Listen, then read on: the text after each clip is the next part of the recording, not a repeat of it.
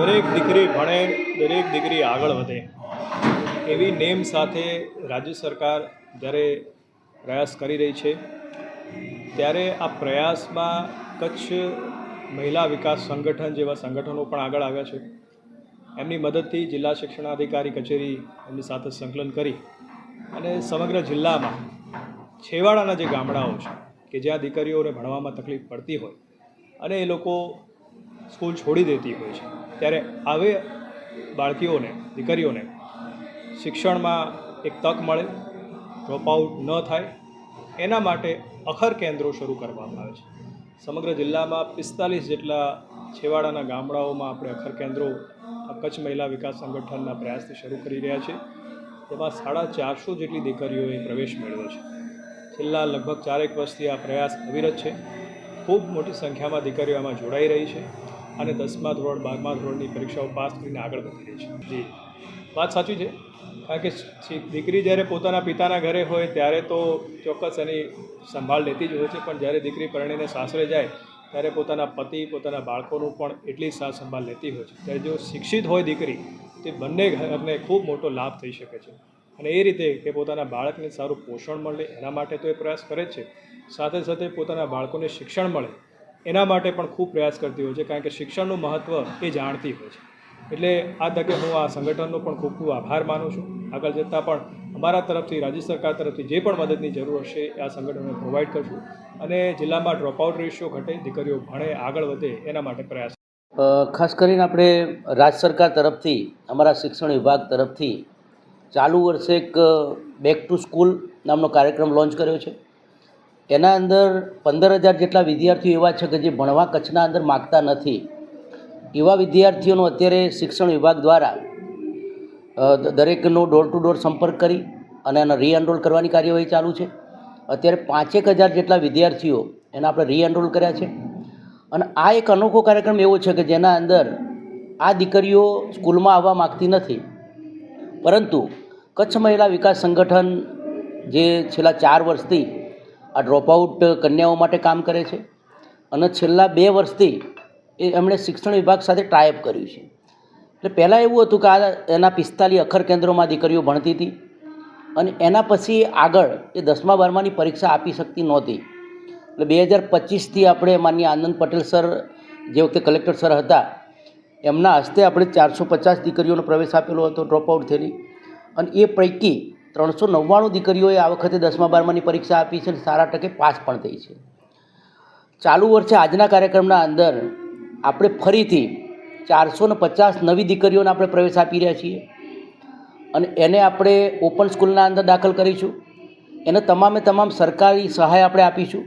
એના અંદર પાઠ્યપુસ્તક હોય, ટ્રાન્સપોર્ટેશન હોય અને એને જે 10મા 12માની ફીસ ભરવાના 1000 રૂપિયા પણ આપણે સરકાર તરફથી અમે ભરીશું.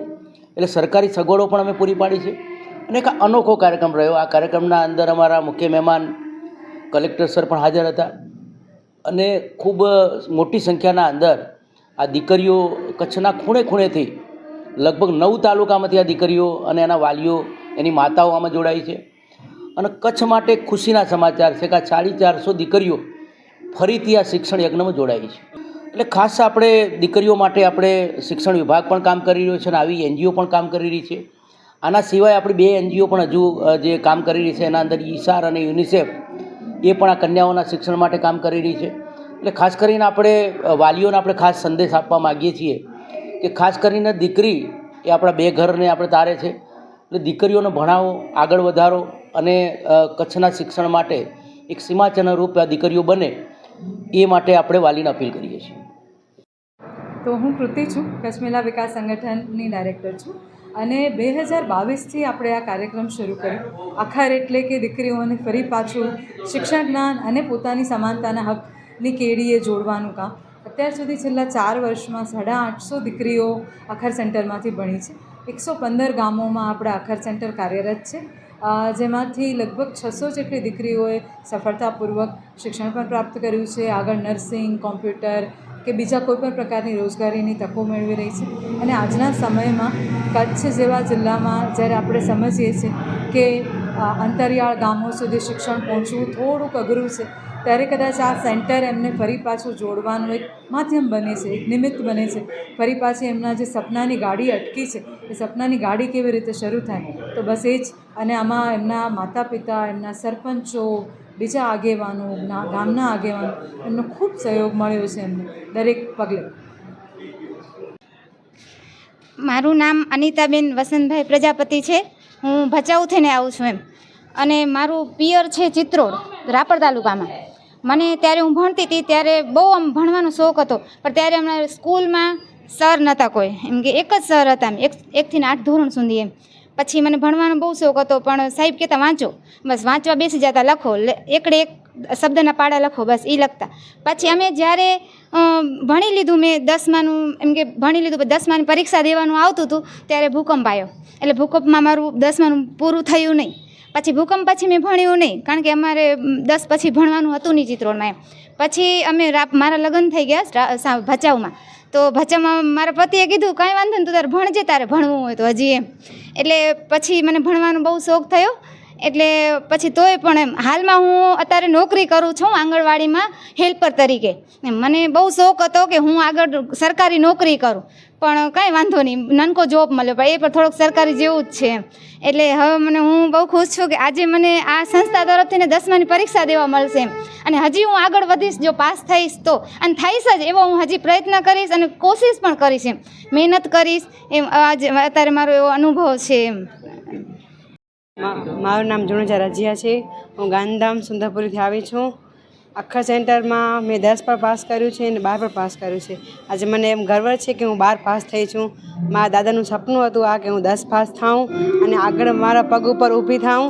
મારી નોકરીની ઈચ્છા છે. હું અત્યારે 12 પાસ થઈ છું. હવે હું કોલેજનું ફોર્મ ભરીશ અને પછી હું ડાયરેક્ટલી નોકરીનો અપ્લાય કરીશ, ડાયરેક્ટ નર્સિંગનો કોર્સ કરીશ. નર્સિંગ માટે મને જ્યાં જવાનું થશે ત્યાં હું જઈશ. મારા ફેમિલીનો પ્રેશર પણ નથી મારા માટે કે એમ કે છે તારે જ્યાં જવું છે ત્યાં જા. મને સંસ્થા તરફથી બહુ સપોર્ટ મળે છે. સંસ્થામાં મેં 10 પાસ કર્યું ને હવે 12 પર પાસ થઈ છું. હવે જે સપનું છે એ સંસ્થા તરફથી જ સાકાર થશે મારું, અને મારા ફેમિલીવાળા પણ મને સપોર્ટ કરે છે. મારા દાદાનું સપનું પૂરું થશે, મને એ જ ઈચ્છા છે કે હું મારા દાદાનું સપનું